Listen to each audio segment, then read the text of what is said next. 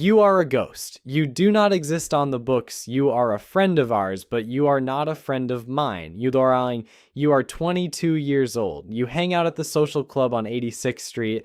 You arrive at 10 a.m. You leave at 2 a.m. You spend your day running errands for men who don't look at you when they speak. You fetch espresso. You wash the Mercedes. You pick up the dry cleaning. You are a connected guy. That means you have the right bloodline and the right disposition. But you have no shield, you have no voice. If a made man hits you in the face, you toothlessly apologize for getting blood on his suit. You start with small ticket items. You boost a truck of New Zealand lamb from the docks. You move cartons of Marlboros out of the trunk of a Buick. You take 20%, you give 80% to your sponsor. You are paying for the privilege of being part of the atmosphere. You live in your mother's basement. You wear a knockoff tracksuit. You wait for a phone call that might never come. You are the help. You have proven you aren't a coward or a talker. Now you have to prove you are a bank. You are given a package. This is a sports book or a small neighborhood loan shark book. You have $50,000 on the street. You visit the construction sites on Tuesday morning. You visit the bars on Wednesday night. You carry a pocket full of crumpled hundreds and a legal pad with initials and numbers. You learn the math of the VIG. Points, juice, 2 points a week, 10 points a week if they're a degenerate. Someone misses a payment. You don't call them. You go to their house. You don't scream.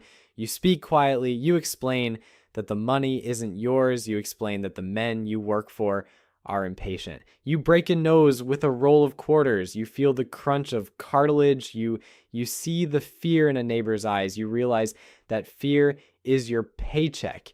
You kick up $5,000 every Monday, rain or shine, Christmas or Easter. If you have a bad week, you pay out of your own pocket. The administration doesn't want excuses. They want the envelope. You are starting to wear real silk.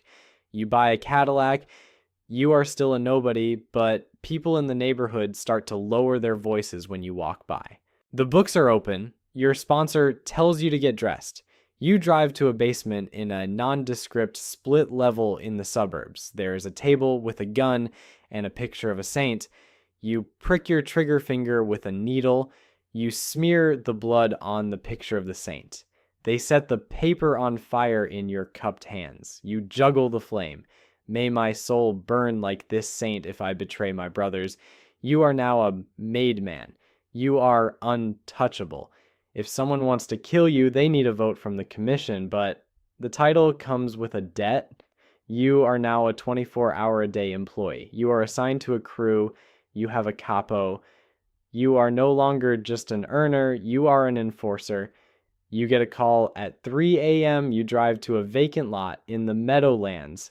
There's a body in a trunk. You don't ask who he was. You don't ask what he did. You grab the shovel. The dirt is frozen. It takes 4 hours. Your hands blister and bleed. You go to breakfast at a diner afterward and eat pancakes. You realize you no longer feel the weight of what you just did. You are a professional now.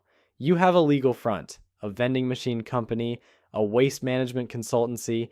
You pay taxes on $30,000 a year while you spend $150,000. You keep the rest in a shoebox behind the water heater. You are part of the family. You are the captain, the skipper. You have 10 to 20 soldiers under you. You are a middle manager in a corporation of shadow. You no longer get your hands dirty unless it's a disaster. You sit in a social club all day. You play gin rummy. You watch the news with the sound off. One by one, your men come in. They kiss you on the cheek. They slide an envelope across the table. You take your cut, usually 10 to 15% of their total. You then take a bigger envelope to the boss. You are a buffer. You translate the boss's vague desires into violent actions. The boss says, that guy is a problem. You tell your soldier, handle that guy. If the soldier gets caught, the trail stops at you. You spend your life managing egos. 2 soldiers are fighting over a hijacking route. You have to hold a sit down. You act as judge. You must be fair, but you must be firm. If you show weakness, your crew will stop earning. If you are too greedy, your crew will flip to the feds. You are constantly looking for wires. You check the lamps, you check the phones, you talk in code. A thing is a murder, a package is a bribe. You haven't had a relaxed conversation in 5 years. You trust no one except your own shadow. You are the counselor. You are the only person who can speak the truth to the boss without getting killed. You are usually older. You are a statesman. You don't have a crew. You have a brain. You know the history. You know the rules written in the 1930s. You understand the legal system better than most defense attorneys. You spend your days in meetings with politicians and union leaders. You are the diplomat. When two families are on the verge of a shooting war, you meet your counterpart in a park. You walk. You never sit. You talk about the business of our friends. You negotiate territories. You decide who gets the concrete contract for the new stadium. You decide who gets the trucking routes. You are the voice of tradition, but you are also the most vulnerable. You know where everybody is buried. The FBI wants you more than anyone. They don't want your blood. They want your memory.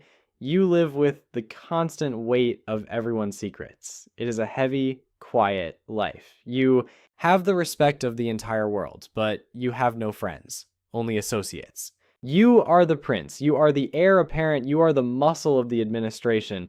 While the consigliere talks, you act. You handle the internal security of the family. You look for rats. You are the one who vets the new recruits.